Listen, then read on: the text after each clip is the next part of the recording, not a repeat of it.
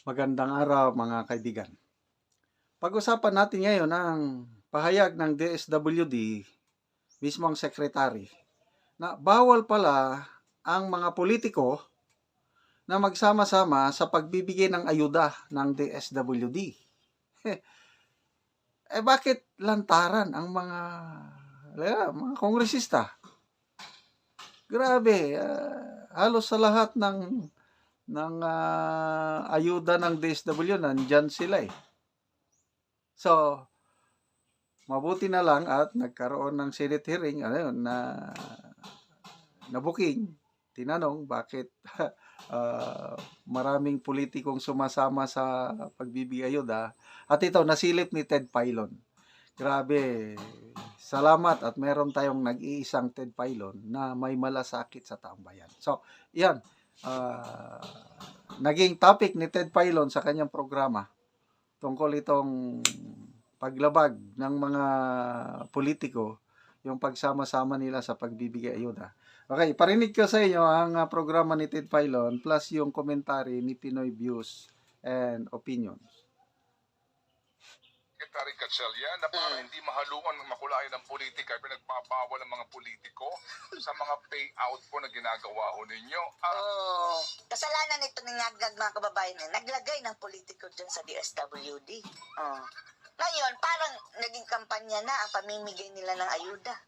Isipin nyo na lang in the span of 2 years mga kababayan, 1 trillion mahigit ang kanilang expendable for the ayuda at ang mukha ng ayuda, etong si Kamba. Kasama na yan si Budot King na si Bong Revilla mga kababayan na sa lahat talaga ng bigay-bigay ng ayuda, andun siya. At kasamahan nila mga kongresista. Oh, Diyos mo, bakit nandyan kayo? Akala ba namin gawain yan ng DSWD at bawal kayo dyan? Ma'am, sa ngayon po naglipa na, senador na kumakandidato, incumbent sa lahat ng AIX at AKAP distribution na andun siya. Andun siya mismo, Si present. Kamba, si Bong Revilla, si Erwin Tulfo mga kababayan, nandun yan lagi. Official po ng Kamara, congressman sa distrito, na andun po silang lahat, ma'am, sa kanilang ipinapakalat ng mga videos. At iyang mataba yan, hudas na yung mukha yan, palagi yan nandyan. Sa kanilang mga Facebook accounts. Anyway, lahat pala sila mga kababayan, sa bawat payout mga kababayan na billions umaabot po ng billions in just one day. Andyan sila lahat pero gastos po yan ng taong bayan dahil kumukuha po yan sila sa travel allowance sila from the Ano government. po ang inyong reaction dun, ma'am? Sagot! Gaya nga po ng in-intimate ko in my previous interviews, Madam Ted with you. Nanginginig na ang boses mga kababayan. Dapat si Rex Gatchalian ang kinastigo mo dyan, Ted Filon, dahil siya yung bossing dyan sa DSWD. Lagi natin sinasabi na we value yung partnership ng DSWD with the different stakeholders. Kabilang po dyan yung mga legislators natin, yung mga mayor natin, yung mga governors. So, maaari po silang pumunta. For what? For what? Maaring pumunta? Kailangan ba talaga pumunta mga kababayan ang lahat ng mga kongresista? Ang sabi ay mga 200 plus 300 na mga kongresista sumabay sa payout. Distrito ba nila yan? Diba? Yung si Tamba, late lang ang distrito niyan Si Erwin Tulfo, si Budot King, DSWD ba yan?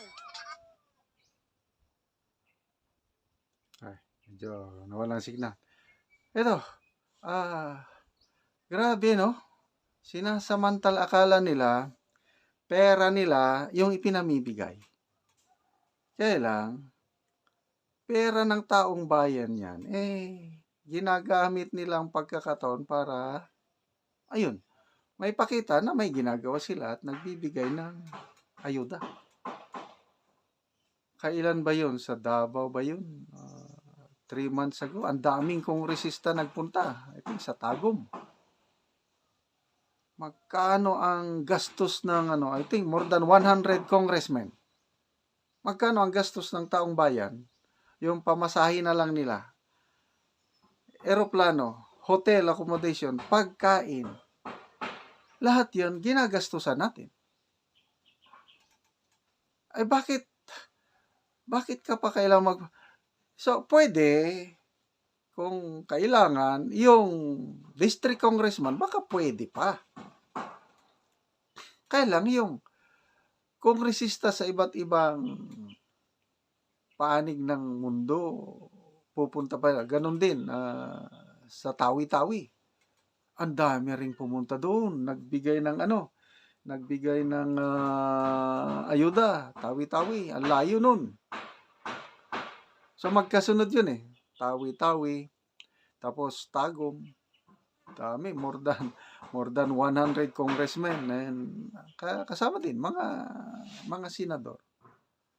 So, ito po, nakakalungkot na pangyayari. Ginagamit na sa politika itong ayuda. Ang dami na pong pera ng taong bayan na ginastos ng dahil lang sa... Okay naman, nakakatulong din. In fairness, nakakatulong yung ayuda kasi nga, yung wala nang makain, nagkakaroon ng pagkain. Kaya lang, yun ba ang mabisang solusyon sa kahirapan? Ilang linggo lang yun, pinakamatagal isang buwan. So, ito na po ang legacy ng administrasyon ito. Ayuda administrasyon. They're hoping na maalala sila ng taong bayan yung nabigyan nila na pagdating ng eleksyon, maalala nila. But then, ang Pilipino ngayon, maro. Sample, sa Davao, Kailan yung Bagyo Inting ba yun? Baha sa Metro Manila. Kailan, ang ayuda napunta sa Davao. So, ang mga taga Davao, pumila. Kasi ayuda eh. Kaya lang, sabi ng mga taga Davao, tinanggap namin yung ayuda. Dahil, kailangan namin eh. Kaya lang, kahit limpak-limpak na ayuda ang ibibigay sa amin, Duterte pa rin kami. Yun. So, yung isa dyan, grabe ng pagbibigay ng ayuda, kahit anong gawing pamimigay ng ayuda, ganun pa rin. Sa rating, trust and satisfaction rating, siya pa rin ang pinakamababa. Ang ating Speaker of the House, nasa 31% lang ang kanyang trust and satisfaction rating. Pinakamababa sa top 4, yung government official, siya pa rin. Sa survey, presidential survey, nag-aambisyon na maging presidente, wala pa akong nakitang survey na nakakuha siya ng 1%. Palaging ang pinakamataas lang is 0.8%